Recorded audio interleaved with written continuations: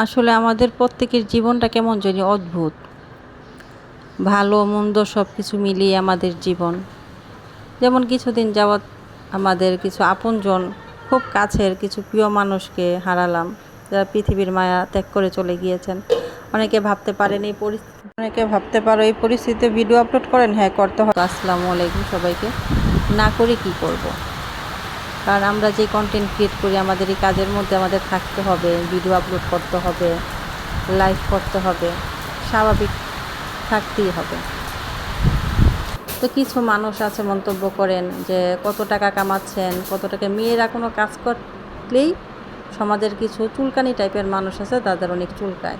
কাজের কাজ একটা করবে না, উপদেশের মধ্যে 16 আনা, শুধু উপদেশ দিয়ে যাবে। এত কেন রে বাবা উপদেশ? যাকে উপদেশ দিচ্ছি সেও তো কিছু বুঝে, তাই না? এটা হচ্ছে সেটা হচ্ছে, একটু ভালো করতে চান যদি কেউ বলেন যে একটু লাইক কমেন্ট দেই, সেটা করবে না। কিন্তু উপদেশের বেলায় একদম 16 আনা ঠিক আছে।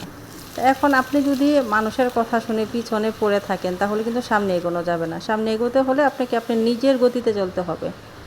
10-এ 10 কথা বলবে, সেগুলো পিছনে ফেলে সামনে এগোতে হবে, যেটা আমি মনে করি। আমি দেখেছি অনেকেই কিন্তু বলে যে আপনার ভিডিওটা এরকম, আপনার ভিডিওটাই সেরকম। আরে বাবা, তোমরা একটু কাজটা করে দেখো না, সেটা তখন বুঝতে পারবে কাজটা করা কত কঠিন। তোমরা তো অফ স্ক্রিনেরটা দেখো না, অন স্ক্রিনের 5 মিনিটের ভিডিও, 2 মিনিটের ভিডিও দেখেন, তো সেই জন্য মন্তব্যটা করা খুব সহজ। একটু লাইক কমেন্টস করতে চান, শেয়ার করতে চান, সেটা করবেন না। সাবস্ক্রাইব করতে চান, সেটা করবেন না। কারণ সেটা করতে খুব অনেক টাকার প্রয়োজন। আসলে টাকার প্রয়োজন না, মেন্টালিটির প্রয়োজন। তো আমাকে যারা সাপোর্ট করেন তাদেরকে অনেক থ্যাঙ্কস, যারা করেন না তাদেরকেও থ্যাঙ্কস। কারণ কারো প্রতি আমার মনোক্ষুণ্ণতা নেই, সবাই ভালো